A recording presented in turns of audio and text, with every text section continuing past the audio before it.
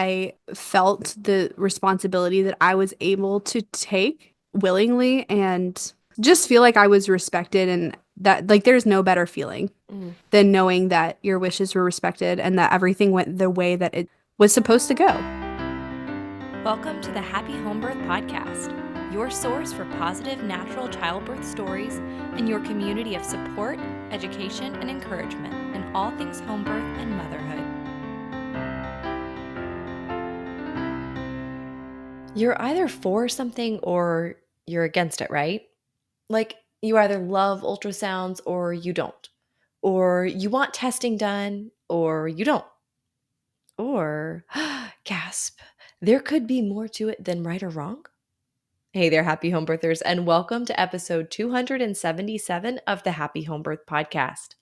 I'm your host, Caitlin Fusco, and this week we are speaking to Taylor Shaffer, a wife, mother of two beautiful girls, holistic doula, and online educator. Taylor is passionate about nourishment, holistic living, and taking radical responsibility for your health and your birth choices. She serves women locally in the upstate of South Carolina through her doula agency, Nested and Nourished, as well as online through her holistic mama pregnancy and birth course, virtual doula support offerings, and her podcast titled Holistic Pregnancy, and so much more. We've got so much to learn from Taylor. Now, before we jump in, I want to take a moment to share about a ministry that truly stands out to holistic families like my own, Samaritan Ministries.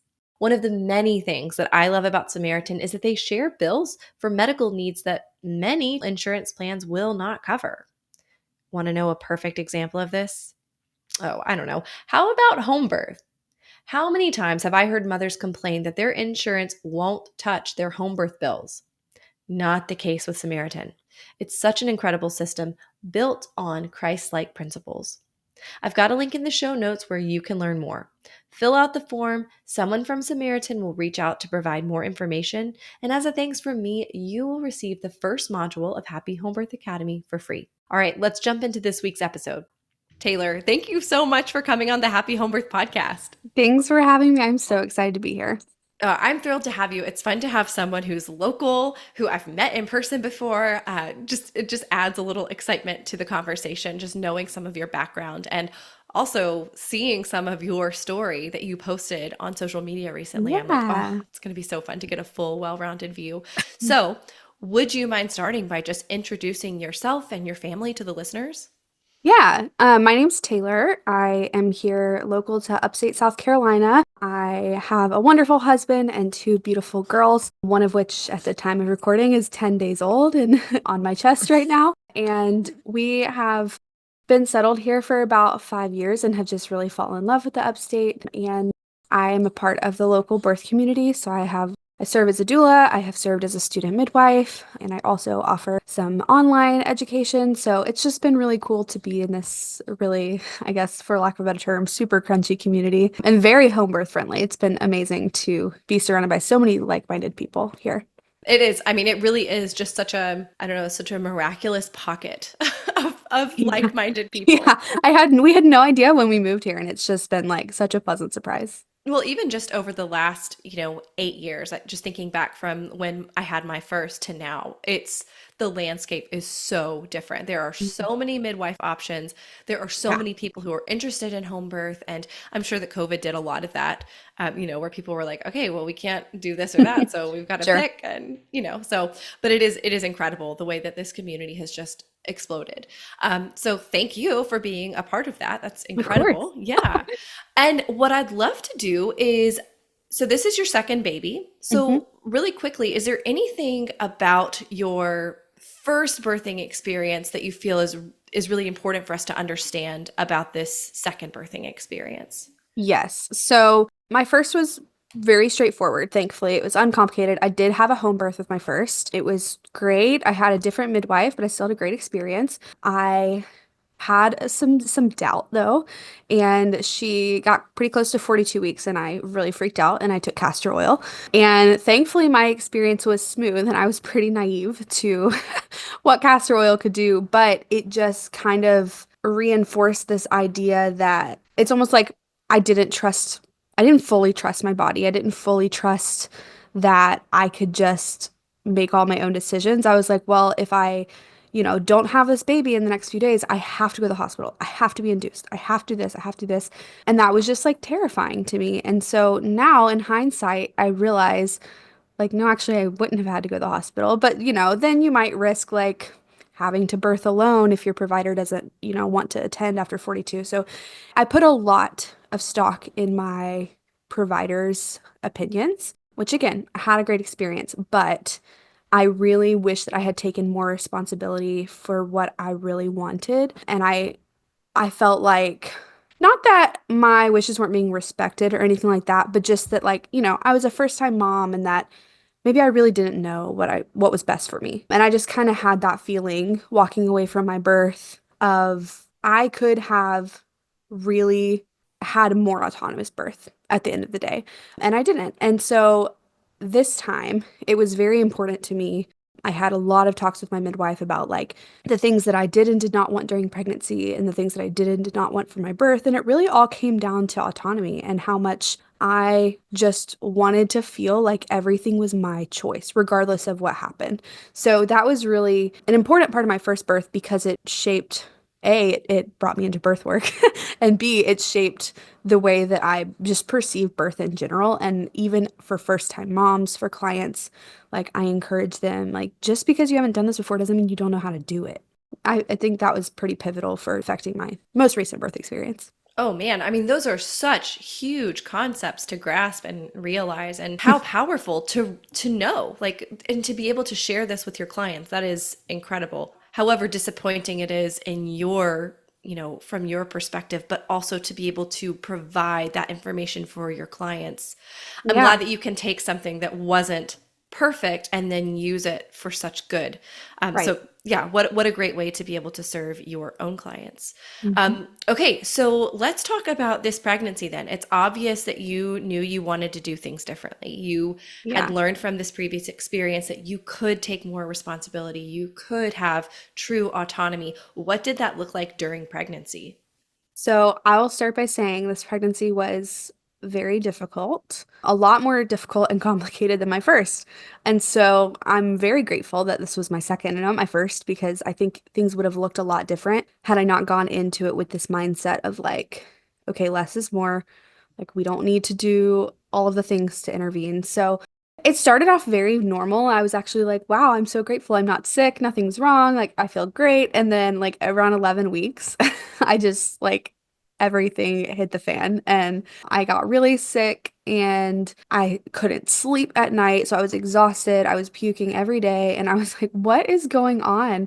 But I just kind of like kept trucking. I was like, this is just pregnancy. And I had had really bad pubic symphysis pain with my first pregnancy. So I was just sort of expecting that to come back. So I sort of jumped ahead and was like, let's go ahead and get in pelvic floor therapy and like nip this in the bud. Ended up finding out I had like major prolapse. And I was like, well, this is great. So all of that kept going on and on. And I also, it is very, I should mention, it's very important to note that I also had a miscarriage before this pregnancy. So my whole first trimester was just like extreme anxiety. So I think that contributed to my lack of sleep, sickness, all of that. I was just very, very scared all the time and very paranoid about everything. And so it just was really hard to kind of settle my body. So I'm sure that contributed a little bit. But about halfway through my pregnancy, I felt I had decided like I was not going to do an anatomy scan. We did the sneak peek to find out her gender. We did want to know the gender. So I was like, I've done the blood test. I don't really need an anatomy scan. But around like 23 weeks, I just got this like pit in my stomach. And I was like, I need to see her on a screen and know that she's okay. But I didn't feel like there was anything wrong necessarily. Like there wasn't something specific I was worried about. I just had this like nagging feeling. And I was like, Taylor, you of all people know that you should listen to that feeling. And that's what you tell everybody, like, listen to that feeling. So I texted my midwife. I was like, hey, can you order an ultrasound? Like, just like a really brief, like a 10-minute, I don't need a full anatomy scan. I just want to make sure like she's got all of her like organs and appendages basically. So we got in there and like I said, it was 23 weeks. And they were like, so she looks good, but she's measuring 25 weeks. And I was like, well, that's weird because I know my due date for sure. And my other baby always measured a little behind on ultrasound. She was, 42 weeks almost and 8 pounds. So she wasn't a very big baby. And I was like, okay, interesting.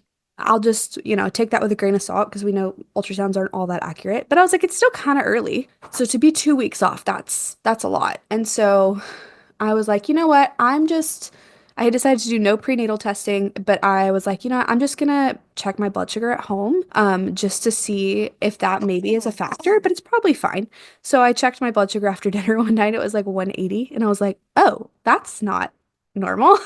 So I kept checking it, and then the next morning I woke up, it was like 120, like fasting, and I was like, whoa, this is not normal for me. I had no previous history of insulin resistance. I had my A1C drawn when I got pregnant and it was totally normal. So I was very blindsided. I'd never had any blood sugar issues and ended up having gestational diabetes. And I was like, I would have never known if I had not just like listened to that feeling and gone and got an ultrasound. And so it's kind of humbling because I am a person who's like, you don't need any testing, you don't need any ultrasounds, none of it's necessary. But at the end of the day, like intuition always wins out.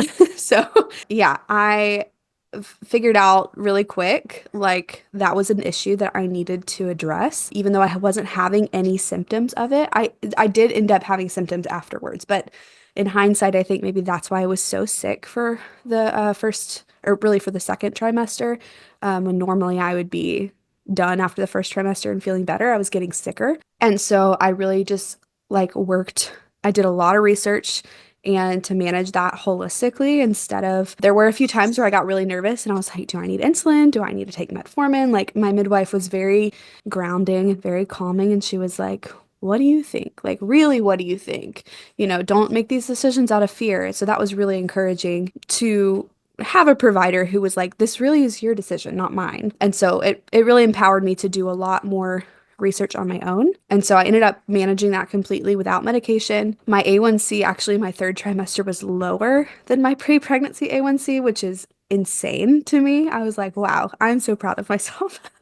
On the downside, I feel like I probably was under eating a little bit, but at the end of the day, I was like, I have to have a healthy baby. So we're just gonna do what we gotta do to get through pregnancy. But yeah, otherwise my pregnancy was pretty low intervention. I didn't take prenatals. I didn't do any other testing. I skipped all the normal stuff like GBS and all that unnecessary testing. I felt personally unnecessary. Unless your intuition says otherwise. Right. Exactly. Yes. If you feel like something's up, like definitely go for it. But for me, I was just like, I didn't give a second thought about it, and I got no pressure from anybody, which was awesome. Well, I'd really be curious to hear when you say you did these holistic natural interventions well, not even interventions, but the things that you changed to help with gestational diabetes. Would you share some of the things that you chose to Yeah. do? I am so passionate about this now because I had no idea how much blood sugar affected your health, like all of your health. And so the first thing that I did and that I recommend literally everybody ever, whether you are pregnant or not, whether you have any history of blood sugar issues or not, is to read The Glucose Revolution, which is it's a pretty short, easy book. It's by Jessie Inchauspé. She's French. It's hard to pronounce her name, but she's the glucose goddess on Instagram. But she wrote this book called The Glucose Revolution, and she just makes it incredibly easy and accessible to anyone to understand how glucose works in the body. And so for me, it was really figuring out not just what my food triggers were for glucose spikes, but like my biological triggers. So for me, stress was the biggest thing. So like external stressors, like worrying about our financial situation or my husband's job, like those sorts of things actually affected my blood sugar way more than the food I ate. And then like the quality of my sleep. So really trying to prioritize decreasing stressors inside and outside of my body. So, like mental stressors, but also the physical stressors like lack of sleep or doing too much or being dehydrated. That dehydration is a huge one that affects blood sugar that most people don't realize. Like, the difference between you drinking a quart and a gallon of water a day could be the difference between like normal blood sugar levels and extremely high blood sugar levels. So it's just really simple things like that. And she talks a lot in the book about like little hacks you can do, like eating your vegetables before you eat your carbs, like just things like that, where you don't really have to change your diet all that much. It's more changing your perception of how food works in the body and how your body can compensate for those foods, even if you have like a treat here and there. So I worked a little bit more on movement, like walking daily, just to sort of keep my metabolic rate higher. I didn't do a lot of exercise because I hate exercise, let's be honest. And I'm also going to the pelvic floor therapy at this time, and she's like, do this and do this. And I'm like, I don't want to do all this stuff. So I honestly, I did the bare minimum when it came to exercise. And I realized there were a few like absolute hard no foods. Like I could not have white rice ever. And that's just part of it. I couldn't eat bread unless it was like fresh milled flour because that doesn't spike your blood sugar as bad. And I just learned like, okay, I have carbs after I have protein and vegetables. Like, I can live with that. Yeah, I did take myo-inositol and that was really helpful. And that's just a natural blood sugar stabilizer. I want to say it's some sort of naturally occurring thing in the body that you can also get in capsule form. So I took that a little bit. But yeah, that was really it, was just understanding how glucose works and figuring out how my body processed the glucose and not spiraling, because the first couple weeks I really spiraled and got so stressed out about it and that made it worse. And so figuring out how to like keep my thoughts at bay also like massively changed the way my body handled it. So, Mhm. yeah. Wow, the thing that strikes me about this whole story is how helpful in the long run this situation was for you. I mean, think about the Yeah. fact that if you hadn't had this experience, okay, so you wouldn't have learned about all that you've learned about blood sugar, which really is incredible. I'm so glad you mentioned the glucose goddess. Her Instagram is so cool. Like It's so helpful. it is amazing. I love all of her information. I have not read her book though, so I'm gonna put that on my Do to it. read It's list. such an easy read. Yeah, that sounds great. But thinking about what you said, you're checking and you're seeing, oh my goodness, even more than food, my thoughts, like my thought life is affecting my blood sugar. Yeah. So for you to be able to see that and recognize it now as a pregnant mother and to be able to begin to work on shifting that, what a gift for yourself Yeah. as you continue on through motherhood. What a gift for your children to see a mother regulate. That is so cool, Taylor. Like, that is really such an exciting thing. And it all came from you hearing that, oh, you know what? Like, I think something's wrong, or getting that sensation something is off a little bit, not like dangerous, but something is off. And I'm going to look into it, following through with that, and then taking what you learned from that information and going further. I think that that is such a beautiful process and so incredible for other mothers to hear. What does it mean to like really, we say like listen to your intuition. What does Yeah. that mean? Like what does that really mean? And what you just described is such a perfect example of that. And look at all of the fruit that came from it. That is Oh, so yeah. amazing. Thank you. Wow. Okay, so we talked about the gestational diabetes. Yeah, what else in your pregnancy would you like to share? So I highly recommend pelvic floor therapy for everybody, especially if you've had a baby before, because what happened to me was I went to therapy at the end of my first pregnancy just for pain management for the SPD. But like I said, after my birth, I ended up having a grade 2 cystocele and rectocele, so prolapse. And I actually had an evaluation after my first birth, and the therapist that evaluated me was like, there's nothing wrong. And I was like, there is definitely something wrong. And it was like another one of those circumstances where I was saying something and the provider was not hearing me. Another thing that sort of like propelled me into this like autonomy mindset because I was like, I know that something's going on. But she sort of dismissed it, and that therapist is not around here anymore. I think for that reason. But this time I was like, okay, I feel that same familiar feeling and it's getting worse now that I have pressure from a baby. So I went to a different therapist who was just like super thorough, did a lot of like functional evaluation. She's like, yeah, you definitely have these things going on. And I was like, okay, we're gonna get on top of this. Like just another thing that I was like, I know in my body something is up. And if we don't do something about it, it's going to get worse. And so that was really a blessing. But what really changed my life, honestly, which I had never considered before, because I'm like, nothing, I do not do cervical checks during pregnancy. Nothing goes inside of me. Like, we are not doing that, was internal myofascial release work. I was so skeptical, so skeptical. And like the moment I started feeling any kind of like pelvic pain like that pubic symphysis pain again and like that really intense SI joint pain. The first time I had that internal myofascial release, I kid you not, Caitlin, I looked at the person that was doing it and I said, this is exactly what my labor felt like. Like the sensation, the only way I could describe it was the contractions I felt during labor. And it Wow. was like not the level of intensity or the level of pain or anything like that. It was just like a very specific feeling. And I was like, maybe my labor, because I had what I would consider back labor without a posterior baby. And I think it was because of the tension in my pelvic floor. And I was like, everybody needs to do this. Like, this is amazing. And the coolest part, that was maybe around like 25 weeks or so, or 28 weeks. And she had been breached. I mean, most babies are at that, until halfway through pregnancy or so. And that night, I like very, very obviously felt her flip.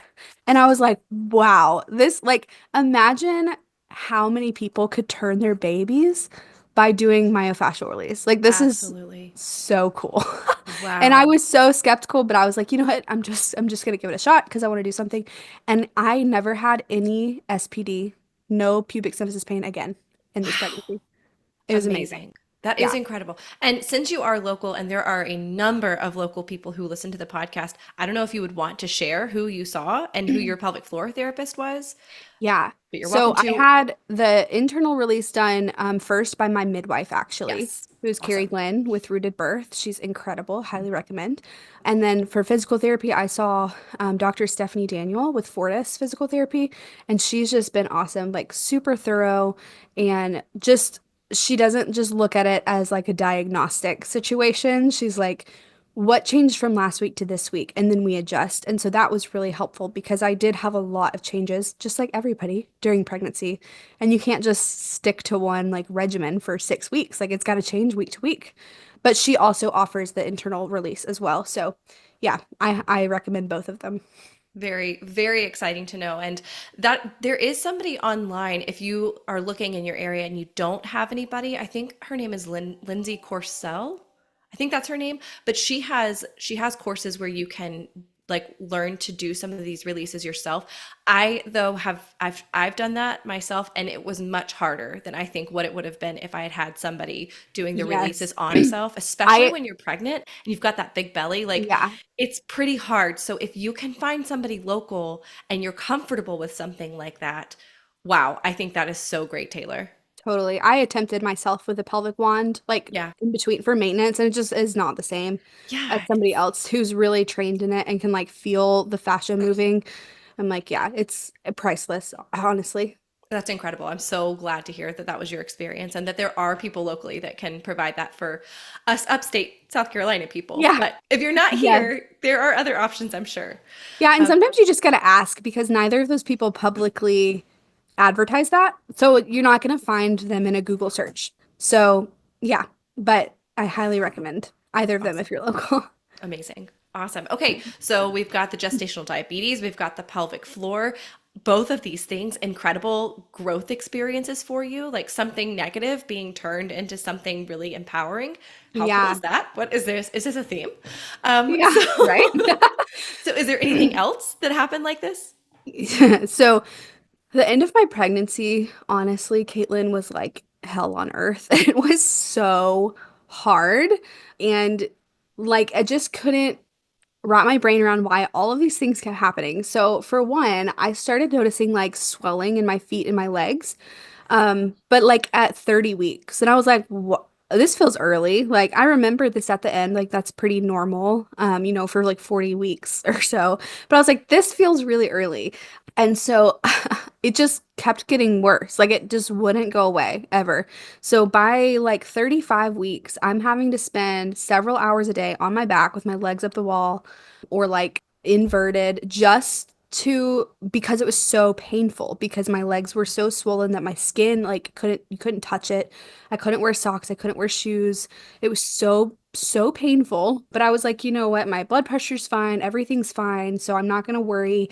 This is just really annoying. And I also had polyhydramnios. And so I just had all this fluid. Like my belly was massive. And I was like, this baby's going to be 15 pounds. Like, she's huge. And my midwife was like, it feels like fluid. Like, it feels like really squishy. And so, with all of this, with all the fluid and having to be on my back all the time, she was always posterior. She was posterior up until the end. And I was like, man, this is just not how I thought this was going to go. Honestly, the swelling was the most painful and annoying symptom of pregnancy I've ever had. I'm like, this is just like cruel and unusual punishment. Like Yes. I don't want this. And it was just restriction in my pelvis. Like my lymphatic system just could not move the fluid. There was just so much of it and it was just getting like stuck in my legs. My face, my shoulders, my arms were so thin. Like but everything from my hips down, like when I tell you my legs are now half the size after birth, I'm not exaggerating. It is insane. Wow. So I look back at pictures and I'm like, oh my word. Like, no I was wonder I was in so, pain. yeah, yeah. So that just never went away. That was there till the end. And then 37 weeks, I got a stomach virus. Like, I don't know if it was norovirus or whatever, it was going around. Probably. That's And what we got. it was awful. Yeah. I had a nurse friend come give me an IV at my house because I couldn't get off my couch. It was so, so awful. Thankfully, it only lasted 24 hours. I was like, you know what? Now I'm in the clear. Like, my body's just clearing out. Now I'm gonna have a baby. I spent this whole pregnancy thinking she would come early. So much so that I was worried she would come too early because of the all of the just stress on my body. She did not come too early. She did not. So I got like a few days of respite, and then at 38 weeks, I got RSV. No, no, no, Yes. And no. I was sick until I was in labor. So it was absolutely miserable. My husband and I both were sick. Neither of us slept. Like waking up, like feeling like I was drowning in the middle of the night. I ended up having to go like an urgent care to get like a rescue inhaler because I literally couldn't breathe. It was terrifying. And this whole time, I am just like, my baby cannot be born into this. Like my baby cannot be born yet. Like please stay in. I was wanting her to come and now I'm like, I can't. I can't. I literally can't handle labor right now. Like this is too much. And it was just it was the most brutal illness I think I've ever had. And I'm like, my body just could not clear it out. I think because of the baby. Like, I think if I had not been pregnant, I would have gotten over it much quicker. Yeah, But just with all the other metabolic stress going on, it was really, really tough. So we basically just did everything we could. I mean, you can't really do much when you're pregnant. You can't really do much for a respiratory illness anyways, other than like steam and saline and, rest. But it's also hard to rest when you're sick and also have a toddler running around. So, that is so it hard. it was very challenging. Yeah, it was very challenging. That also put a lot of strain on my pelvic floor because of all of the coughing and the pressure from the baby. So I went from having essentially healed this prolapse to having to wear pads because I peed every time I coughed.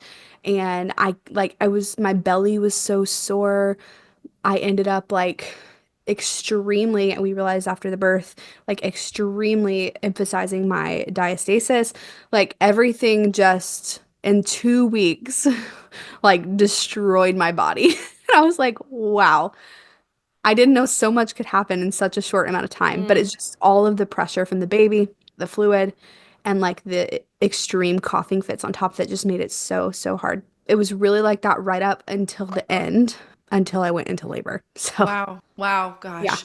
Yeah, I remember when I was 35 weeks pregnant with my second, I got a really bad stomach bug. That it was only like 24 hours, but Yeah. it was intense. And I remember feeling like, am I gonna push this baby out while I'm It felt vomiting? like Like, that. Yeah. and so to like put myself in your shoes and to go through that and the depletion of that, and Yeah. then to jump into a respiratory illness, like Taylor, that, oof, I'm so sorry that that was your experience. That just sounds so difficult. And yes, I think because you were depleted plus pregnancy, like, oh my goodness, your body trying to handle RSV, that is so intense. Yeah. I would not wish it Woo. on my worst enemy. No, not 10 out of 10, don't recommend. No. So okay, so but you had this experience, but you did eventually go into labor and have a baby. Yes, I So did. how did that happen? So this is the craziest thing I have ever heard, and not maybe not really, but because it happened to me, it feels really crazy. So My midwife is also a craniosacral therapist. So we did like regular sessions of that. And she had just come over to my house. I was still sick. My toddler was being like extra toddler-ish for like the whole week leading up to my labor. She just knew, I guess. But she was so wild. And so my midwife came over at like 6:30 on Friday night just for like a regularly scheduled CST visit. And I'm like laying on the foot of my bed and my toddler is jumping on the bed next to me, singing No More Monkeys Jumping on the Bed and just screaming and like throwing herself down, like laughing. She's having fun, but I'm just like chaos. So much chaos around me. And we had just come off of spring break, so she was home all the time. She normally is in preschool. And so I was just like, you could just tell in my face, like I was just done. I was so exhausted from being sick and tired. And this was 40 weeks in one day. Again, this was Friday night. She came over about 6:30. We started CST about 6:45-ish, I don't know, give or take. So about 15 minutes into CST, while I'm laying on my bed watching my toddler jump around, she is like working on my sacrum and she's like, your sacrum is very, very tight. Like there's, she's also working on some acupressure points for my bladder. Everything's just really compressed. Like I said, from all the coughing and all the tension in my body. So if anybody's familiar with CST, it's very, very gentle, like very light touch fascial work. So she's like pushing into my sacrum just a little bit, and I have this like insane feeling in my body. And I looked at her and I said, "What was that?" And she said, "What was what?" And I was like, "Did you not hear that? It sounded so loud to me." She was like, "What do you mean?" And it felt like I like got shocked. I was like, "What? What happened?" Like a balloon popped. And I was like, "Did my water break?" And she was like, "Well, did you feel a gush of fluid?" And I was like, "No."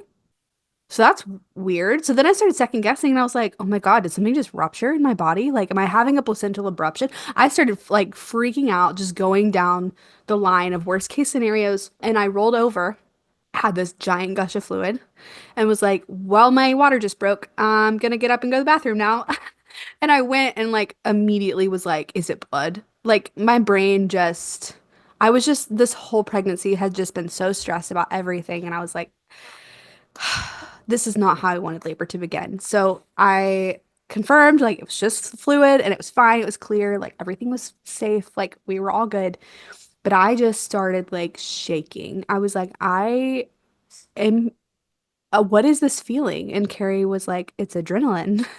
She was like, "That's a normal physiologic response sometimes to your water breaking, especially if it shocks you and it's out of nowhere.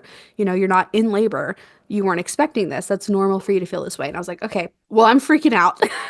I was like, this is not, as a doula, I have unfortunately had a lot of traumatic, I won't say a lot, a handful of traumatic experiences that all started with premature rupture of membranes. And so in my brain, I immediately associated this to bad outcomes. And I was like, "No, this is not what I wanted. Like, this is not how I imagined my labor would go." And of course, our labors never go how we imagine, right? But this was just not a possibility that I considered. And so I was like, "Okay, all right, I need to calm down." So Carrie's just sitting so calmly in my recliner in the corner of my room, just like observing me. And I'm like, "All right, I'm gonna call my husband, tell him to come home for work." Because I just like intuitively, the whole pregnancy felt like this labor is gonna be fast.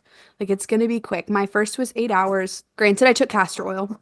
But I was like, the body keeps score, right? This labor is gonna be quick.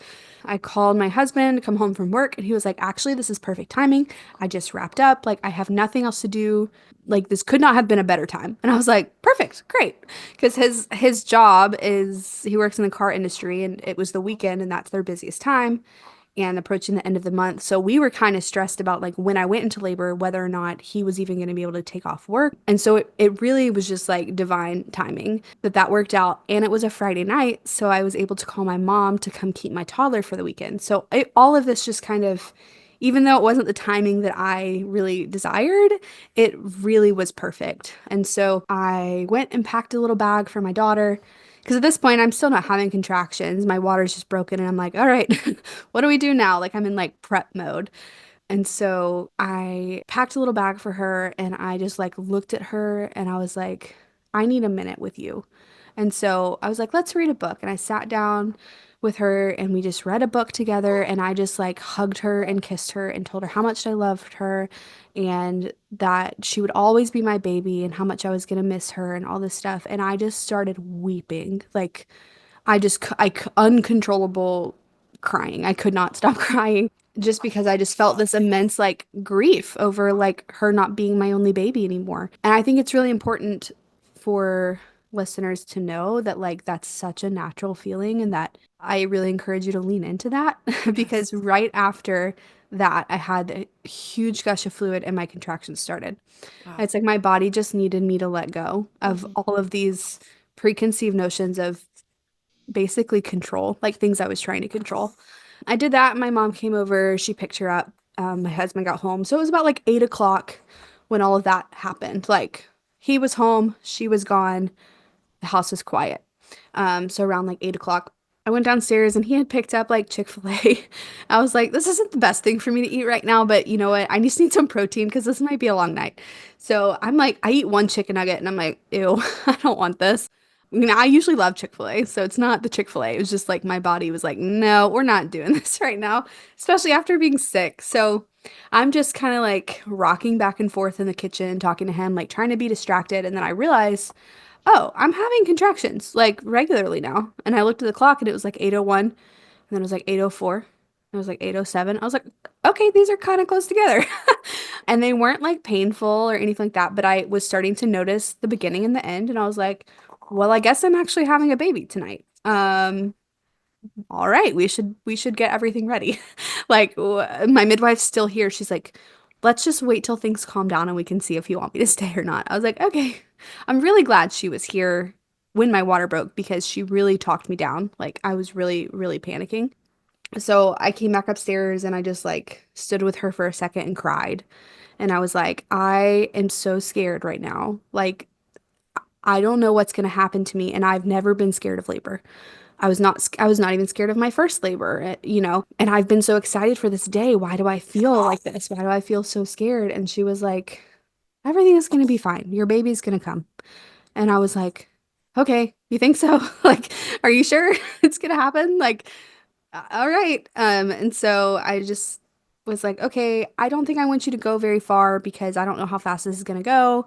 So she just like ran to go get some dinner and come back. And I texted my doula, who's also my birth photographer, and I was like, "Hey, it's probably 8:30. I was like, I am definitely in labor, but like early labor, but I don't know how long it's gonna go or like how fast it's gonna go. So maybe you should just come over." She lives literally half a mile down the road. Like I could almost walk to her house. So I was like, "Your kids are in bed and like you can go back home if things don't pick up, but like I would think I would just feel better if you were here." And my midwife reminded me, she was like, sometimes labor progresses actually when people are here because you feel safe and like you're not waiting on anything, which was kind of a problem, like a theme in my last labor, is my body was just waiting and waiting and waiting until people got there to actually like, as soon as my midwife got there, I was like, feel like I'm gonna push. And so this time I was like, it's kind of weird, but I think I'll have people here early. Like it just kind of felt like right, even though it didn't make sense to me. Again, I was just following my intuition. I was like, come on over. And so I'm just sort of like the contractions are starting to get more intense, and I'm just in my room, just kind of like leaning over my bed, swaying over my dresser. And I'm like, whoa, this is kind of getting hard. Like, I forgot that labor is like not fun. I was just expecting this like beautiful, easy experience. And like, your body really does make you forget what it's really like. And that's how we reproduce, you know? So there came a moment though where I was like, okay, I'm still very cognizant of what's happening right now. And I can hear a camera shuttering and I can feel you guys looking at me. And this is strange. Like, even though you guys feel like my family and like I want you to be here, honestly, I was like, I really need to like poop and I don't want you around. So like, can I go to the I just need some like privacy. And so I asked my husband to stay with me and I asked them to go just be downstairs in the kitchen, eat dinner, hang out until he called them to come back up. And so I was like, you know what? I was like, I've had a long day. I stink. I think I just need to like take a shower and just like get my mind right, like clean my body, like just feel like prepared for the night ahead. So I go to the bathroom and I get in the shower and like this was probably around 9 o'clock. I got in the shower and I don't think I realized it, but I was like moving very quickly into active labor. So I'm like, we had this little stool in my shower, and I'm like bent over the stool with the water on my back, and I'm like, oh, this feels great. And I'm just like swaying and vocalizing through contractions. And then at some point, I think I asked my husband to tell the birth photographer to come back up or something. And I just hear behind me, I hear my midwife's voice, and she says, Taylor, is there anything I can do for you? And I realized, oh, I'm gonna have a baby soon. I like heard myself because my response to her was, I want this baby out. And she was like, okay, all right. And I had been so calm and collected until this point, and I could hear like the anger in my voice, like the frustration of like, this sucks right now. And so I was like hearing myself as like a third person and being like, oh, she's about to have a baby. And so I was like, okay, maybe I'm farther than I thought. So I like tried to reach my hand up to like feel my own cervix. I could never get up there because of my belly. But I was like, I don't feel anything. I don't feel a head. I don't, like I don't feel there's a baby in there. So maybe I'm wrong. Like maybe I'm actually not that far. I don't know. So I just get to the point then now where I'm like yelling through contractions, like roaring. And I'm like, okay, my husband, so sweet, is like, do you want to get out of the shower? Because I had originally said I wanted to birth on land because I water birthed my first and I wanted to do it on, I just envisioned myself being like on my floor on the nugget, like in front of my bed. And that did not happen. Once I got in the water, I was like, I can literally not imagine getting on dry land right now. Like, no, thank you. Same. Um, so I I said, want that. Like it's like yeah. I would love to try that, but I don't think My I body can. was like, nope, you stay in this hot water. So I was like, well, maybe we could fill up the bathtub. Maybe I'll get some relief, like just sitting in the bathtub. So if someone ever tells you to fill up a bathtub in labor, they're probably not just about to get some relief. They're probably about to have a baby, just FYI. So I get out and I get in the tub and I get on all fours and realize my back does not go in the water because it's just a normal bathtub. And I was like, oh, I just screwed myself because I cannot get out of this tub now. And so I like had a couple of contractions that just like I feel were just like ripping through my body. And I was like, this is insane. Like I had no idea how much time had passed. I wasn't in labor land, which was interesting, but like I was still very aware of everything happening. I just was not interested in asking any questions at that point. I just was trying to get through each contraction. I was like, okay, I can't get my back in the water. And my sweet husband, I didn't even have to ask him, like found a pitcher and started pouring water over my back. And I was like, wow, what a great, like intuitive move from you because that does not come naturally to most people. And so I was very, very proud of him for that. And so he starts pouring water over my back and I start getting angry and I'm like, more. Faster, do it more. Like I was just like yelling and I was like, this is crazy. What is happening to me right now? Not realizing how fast it was going. I was like, this is crazy, but I feel like I have to push. Like, what? I looked at my midwife and I was like, why is there no blood? There's no blood in this tub. And immediately I was like, oh my God, I've not no bloody show. What if I'm like a 4 and this is just gonna be like the rest of the night? I was like, I can't do that. I looked at her, I said, I hate this. I cannot do this. I'm gonna break in half. I'm done. And she said, Taylor, you're about to have a baby. I was like, oh, okay. Why is there no blood? And she was like, there doesn't have to be. And I was like, oh, yeah, you're right. Like, she just reminded me of all the things that I knew. And I think, in a way, my first was a little easier because I was naive. And now, having all of this experience in the birth world, I am just like, oh, no bloody show? That means it's not time.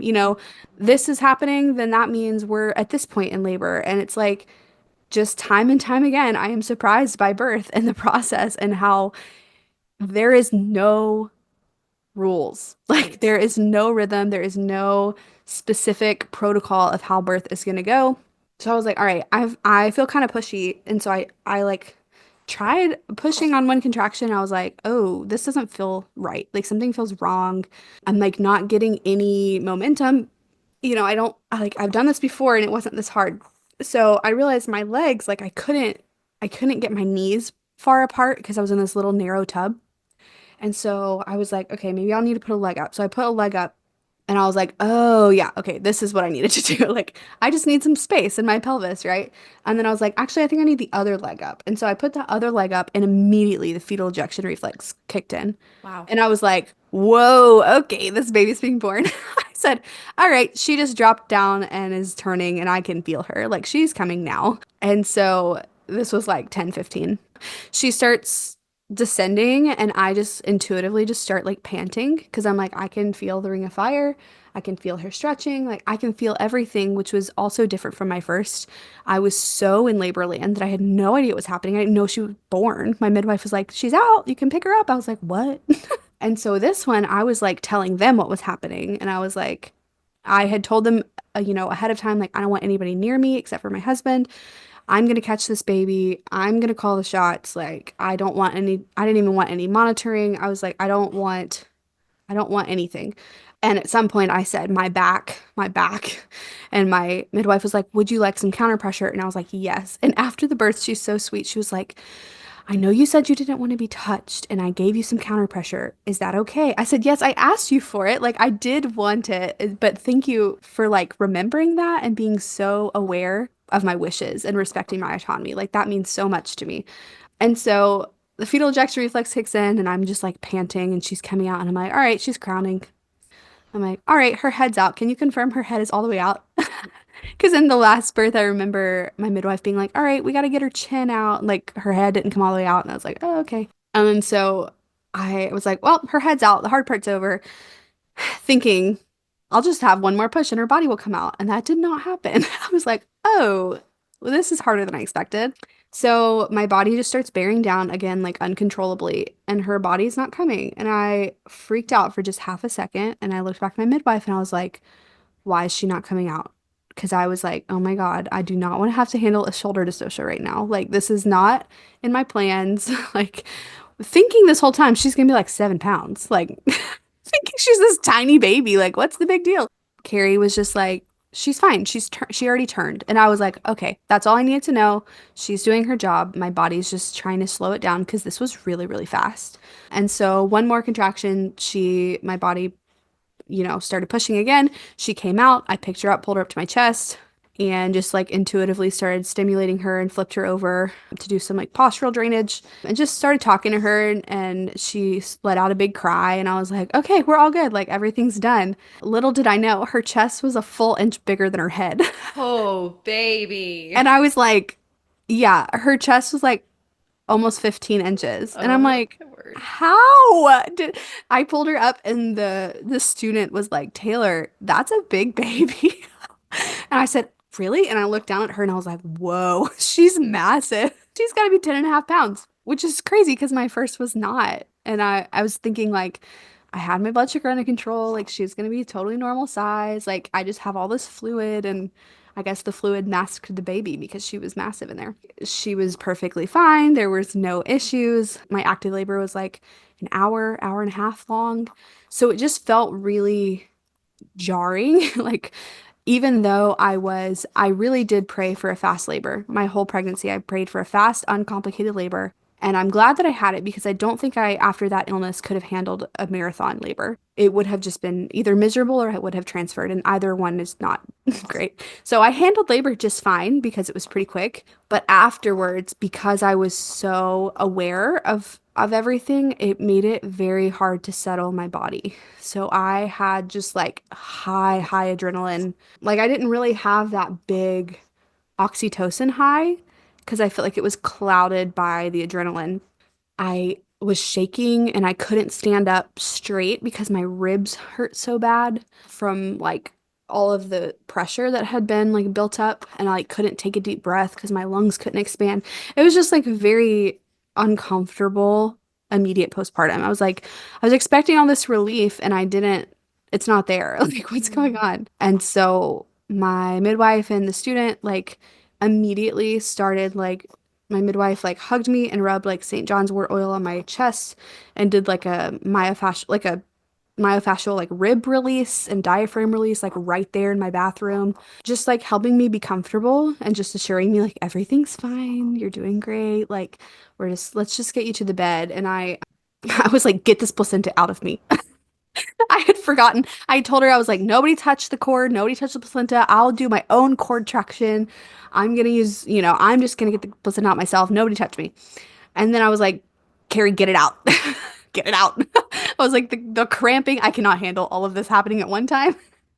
So thankfully, she didn't have to do anything. She was just like, just try to lay in the bed, cough, and see if you can push it. And I pushed it out immediately. So it was no big deal. But I was just like, your mind can change so quickly in labor. And that's okay. And it doesn't have to be 100% your original plan. The important part for me was that I still got to make the decisions. She wasn't saying, we got to get this out, or maybe it would be better if I just got it out. It was like she waited for my call because there was nothing immediately wrong. I wasn't bleeding. I wasn't, nothing crazy going on. It was just like, Taylor, this is your experience. What do you want? And I was like, okay, I changed my mind. Actually, I want this. I want this right now. It was just so helpful. Mhm. And so, such a relief to feel like truly everything was my decision in this birth. Yes. I think that a really great point that you just made is kind of this idea of autonomy does not have to equal rigidity. Like Yeah. you get to change your mind when you want to change your mind. That Yeah. doesn't, and being able to accept that is another incredible step of responsibility of like, Mhm. all right, well, I decided in this moment I actually do want that cervical check, or I do want Yeah. cord traction, or I do want this or that. And being able to integrate that into your experience and say, yeah, okay, this is what I want. It may not have been what I wanted prior to this moment, but in this moment, I know that this is what I want. And that is totally fine and such a great thing to be able to integrate and recognize that that is exactly what autonomy is. Yeah, totally.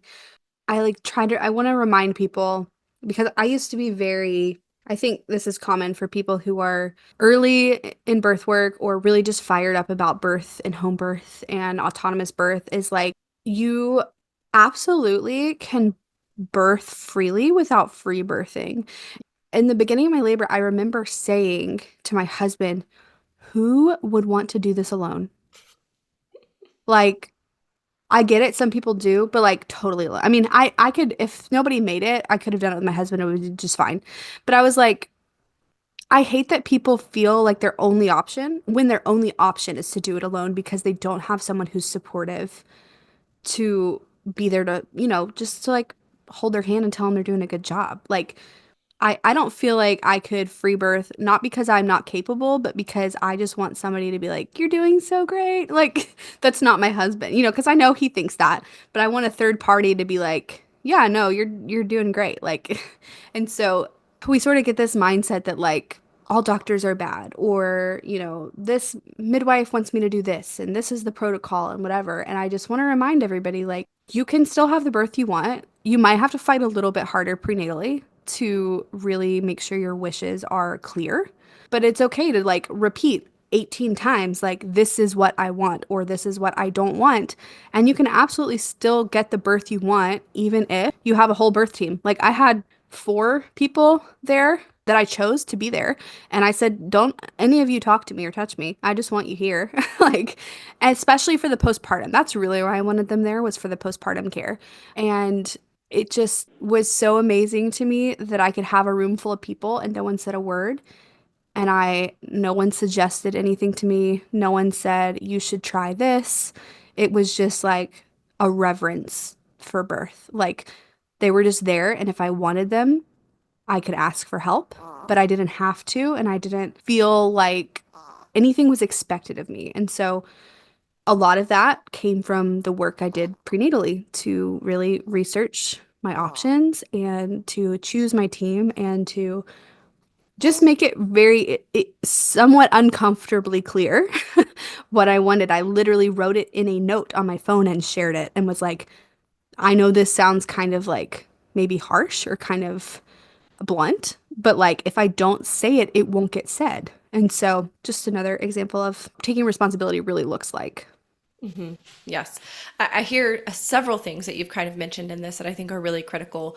One of them is I mean, I think this is the right word for this, but the dogma that comes with birth at home in particular, but especially we kind of push ourselves into these camps of, Hmm. like only free birth, that's the only way to go, or Yeah. only a certified professional midwife, that's the only way. And all of these ideas and how it's like, oh my goodness, if we could just loosen up a little bit. Like, it's Yeah. not cut and dry. It is so not cut and dry. And yes, to be able to appreciate the midwife, like the role of a midwife, this there is a reason that there are wise women that Yeah. have throughout, all of humankind come and attended births and been there. And so much of it, yes, is this emotional guarding. It's also physical guarding. Like, your Yeah. midwife was there, and if something went an unexpected way, you had somebody there that knew what to do. And Hmm. yes, we know that in low risk mothers, that is so uncommon. But Right. wow, like, how special to have that person there guarding you emotionally and guarding you physically if need be. I think that Yeah. is an incredible aspect. And oh my goodness, yes to the postpartum. Oh my goodness, Yes. yes to the postpartum. Just to allow me to not have to think about it. Like Yes.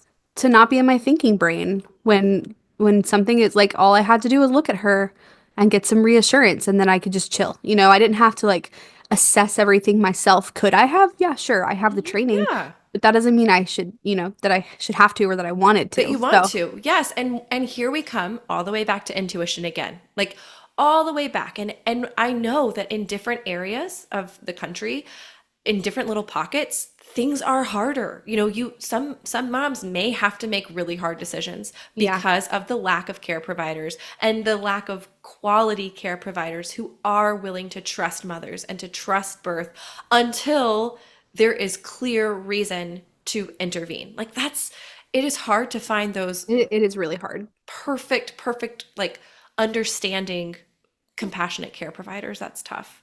Yeah. Um, but yeah, just going back to that intuition, what is right for this birth and what is right for this birth may be completely different with your next birth. Hmm. And Yes. being able to just tune in, for me, it's prayer and listening to the Holy Spirit of like, okay, what is this experience? What am I gaining from this? What do I need? And just being willing to go with that, as opposed to, no, well, this is the strong hold that I believe, like, this is Yeah. my dogma, this is what I believe about birth, and I won't do anything else. There's so much more maturity in being able to assess each situation with our intuition.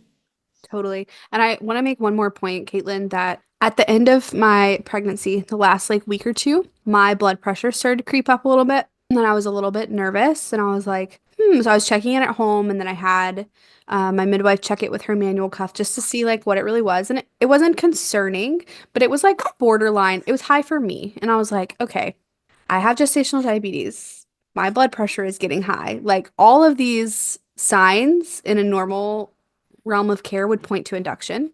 And I was just like, I just don't feel like there's anything wrong. Like, I just don't feel like we need to do anything about it. I was really tempted to take castor oil again. And my doula was like, I will literally come knock it out of your hands. Do not do that. I was like, okay, thank you for the reminder because I said at the beginning of my pregnancy, I might be tempted to take castor oil again at the end, and please don't let me. Just because I knew how crazy it makes you feel. But yeah, so my blood pressure started creeping up, and my midwife was like, "If you would like it, I'll order you like a metabolic panel. So you can get your labs done, make sure everything looks normal. Between that and the swelling and whatever, you can check for protein, whatever." She's like, "You don't look like you don't have any other signs of preeclampsia." She's like, "I'm not immediately worried, but if it makes you feel better, you can go get these labs done, and I'll order you a biophysical profile. You can go get an ultrasound." So that was like 40 weeks. And I was like, okay. So I almost went and got that ultrasound. And I was like, you know what? I feel like everything's okay. So I'm not gonna do this because I'm not gonna freak myself out. I was like, if I get to 41 weeks, 42 weeks, and I'm still concerned, maybe I'll go check. But I was like, I have a feeling if I go to get this ultrasound, they're going to tell me something that's not actually accurate that's going to just make me anxious. So I didn't go. And then I had this 10 and a half pound baby, Yep. which would have really, really made me nervous going into a home birth and not knowing like, can my pelvis handle that? I don't know. I'm 5'1". I'm a very small person in stature. And I was like, I have no idea how much room is in there. And so I didn't want that preconceived notion going into labor. And after my baby was born, we realized I had a marginal cord insertion or battle door insertion. And if they had caught that on the ultrasound, I would have freaked out too. And what's crazy is like that normally, like the complications from that are usually like preterm labor, early, like low birth weight, like all of the opposite things of what I had. Yeah, I thought it was funny that I chose not to get that ultrasound. And then in hindsight, if I had, my labor probably would have gone a lot differently. There probably would have been a lot more fear, a lot more anxiety. I probably would have done something to interfere with it, probably would have made it a lot harder. And so, yeah, just one more time, I cannot say it enough to follow your intuition. Yes, and especially like what a perfect example, Taylor, because at 23 weeks, that's what you needed.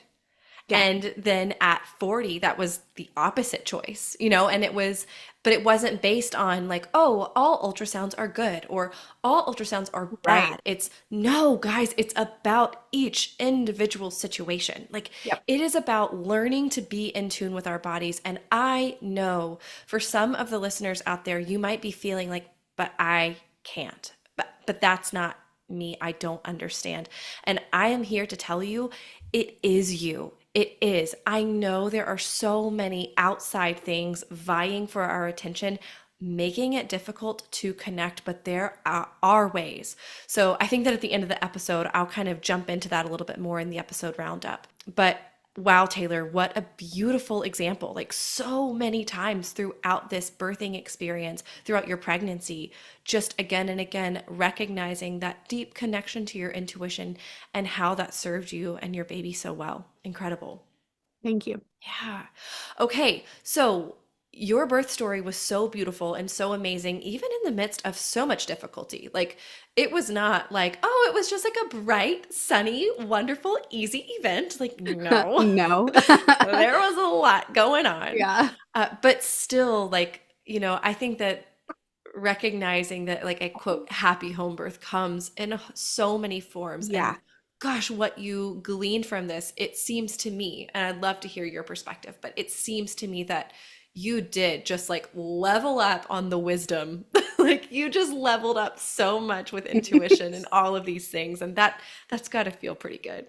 Totally. Yeah, I walked away from this experience like feeling nothing but good feelings. Mm, And like no doubt there's nothing I would have changed about it except I mean maybe I would have made it a little easier, but I right. don't have the power to do that. Yeah. Whatever I feel in my body is what I feel in my body, and part of that I attribute to being so weak and depleted from being sick. But again, I couldn't have picked a better scenario for what did happen. The way that I was treated by my team, the way that I felt the responsibility that I was able to take willingly and just feel like I was respected, and that like there's no better feeling Mm, than knowing that your wishes were respected and that everything went the way that it was supposed to go. mm. That's beautiful. And then I know that you have an amazing podcast of your own. So would you share with us about your business and your podcast? Yeah, this is so crazy full circle because when I moved here, Caitlin, I somehow randomly found your podcast. This was before I ever had kids. It was like 2020. This podcast is what ultimately made me decide to have a home birth. I want to say thank you for starting this podcast in the first place because it has like really changed my life. So, yeah, I'll kind of say this is twofold. So, my business is both in person and online. And I started my in person doula business when my daughter was like 10 months, my first was like 10 months old. So, about 2 years ago just as a local doula. And I have actually recently transitioned to an agency model here in the upstate. So Amazing. we serve home birth moms. It's very niche. Like we do a lot with nutrition counseling, like a lot with postpartum support. It's very like nurturing to mom. It's less about childbirth ed and there all of that is included, but it's more like what herbs can we bring you? Can we bind your belly? Can we like sit with you and talk? Like that kind of doula support, which is really amazing to offer through pregnancy and birth and postpartum, just like the whole package, which is what I was doing initially. But there's just so many women that I'm like, how can I extend my reach? And the answer is without getting burnt out, I can't. So let me bring some more people on my team that can do exactly what I'm doing. And we all have the same heart for serving. We're all believers and we're all like love women. So that has been sort of the change in my in-person business lately. But also, I did this year really start with my online business. Yeah. I'm so glad to hear that, Taylor. That is incredible. Would you share what's your podcast called so people can find it? Yeah, it's called Holistic Pregnancy. So you can find it on Apple or Spotify, and it's just what it sounds like. So we talk about anything from cycle tracking and preconception all the way to like postpartum mental health and like we've got some really fun stuff coming up. Like we're gonna do a top like an episode on like sex after having babies, and it's like stuff that people you don't really hear about all that often, and you definitely don't hear from a holistic perspective. And so yeah, it's really exciting. I'm excited for we've had 2 seasons already, and I'm really excited for the upcoming 2 seasons as well later this year. So Amazing. Wow. yay. Taylor, you are doing incredible things as a mother. It's beautiful to see as a businesswoman, as a care provider for other women. It's holistic. It's beautiful. It's incredible. And I'm grateful to know you. I am so grateful that you are coming on the Happy Home Birth podcast. Thank you, Taylor, so much for being here. Thank you so much, Caitlin. It's been an honor. I am pretty sure I pop back on after every interview with a phrase like, wow, wasn't that amazing? And that's because, wasn't it? I am just over and over in awe of mothers and their stories. So let's hop into our educational tidbit segment for this week's episode and finish up with our episode roundup. Let's take just a moment to highlight the label of gestational diabetes. Now, this is an example of a label that has large implications for mothers and the care that they receive without equally large indications that the label provides improvement in outcomes. In fact, there is a great deal of controversy globally in regards to determining who should be considered gestationally diabetic. Now, here is what we can say. High blood glucose levels in pregnancy can cause complications, including, and most commonly, number one, a bigger baby, with the extra weight often settling around the shoulders. Number two, it can be a tougher transition for baby once he's born as his blood glucose levels rebalance, sometimes causing hypoglycemia. And number three, high insulin can lead to slower production of surfactant, which is what readies the lungs to breathe. This comes into play with babies born on the earlier side, especially when labor is not spontaneous. So, ignoring the label of gestational diabetes altogether, with all of its faults and flaws, we can agree that having stable blood glucose levels is something we want to aim for our health and the health of our babies. Here's the good news. As we alluded to in this episode, you can very often impact your blood glucose levels with diet, with exercise, with stress reduction, hello, nervous system healing. And all three of those things are good for you and your baby, whether you have a specific diagnosis or not. So, why not focus on these aspects preemptively? Lily Nichols is a dietitian who has written 2 books that are both extremely useful for this topic: Real Food for Pregnancy and Real Food for Gestational Diabetes. She breaks down the science and gives simple, delicious recipes. Now, I interviewed Lily on the podcast several years ago, so I will be sure to link that episode in the show notes as well. Next, I've also linked 2 articles in the show notes going further down the rabbit trail that is gestational diabetes and being diagnosed with it. If you want to learn more from a balanced, non-fear-mongering perspective, I recommend starting there. Now, if you're curious about more of the ways that you can foster your health and the health of your baby naturally during pregnancy, we have several modules inside of Happy Home Birth Academy focusing on just that. I've got the link in the bio if you're ready to get started today. And now for our episode roundup. If there's one word that demands your attention in this episode, I hope it's intuition. Taylor's decisions were not informed by sheer logic or dogma. No, the seed of her decision making came from a deeper source, from what I believe to be Holy Spirit guided intuition. Intuition, that inner knowing that oftentimes goes against your expectations. Taylor isn't a huge fan of ultrasounds for herself, but she sensed that an ultrasound is what she needed. This ended up providing her with the information she used to support her body and baby through gestational diabetes. And again, we see this intuition work in the complete opposite direction at the end of pregnancy, where Taylor felt that she shouldn't have a scan. Looking back, she knows that this prevented her from unnecessary fear regarding her baby's weight. Now, I love how this example unfolded. We take the same topic, ultrasounds, and apply intuition to them in two different directions. That, my friends, is what it looks like to listen to your intuition. Next, I want to remind you of just how deeply our emotions are connected to labor and birth. Taylor needed to take her baby into her arms, hold her, and grieve the change that was coming. Yes, of course, adding a new baby is a massive blessing to a family. But that doesn't mean that there isn't a sense of pain at leaving behind all of the old ways. Honoring this feeling is exactly what led Taylor deeper into labor. Feel those feelings and don't be afraid of them. And finally, Taylor's love for birth work came from her own experiences. She realized that she had something to offer other mothers, other families, after having her first daughter. She decided to seek out a way to be both the mother that she desired to be and also build a thriving business at the same time. Sounds impossible, right? But Taylor is doing it very successfully, I might add. Her online business, her doula agency. It's incredible. Okay, my friends, that is all that I've got for you for today. I'll see you back here next week. Thanks for listening to this week's episode. Are you looking to extend the home birth support, encouragement, and education? Join us in our Facebook group, Happy Home Birth Podcast Community, and check us out on Instagram at Happy Home Birth Podcast.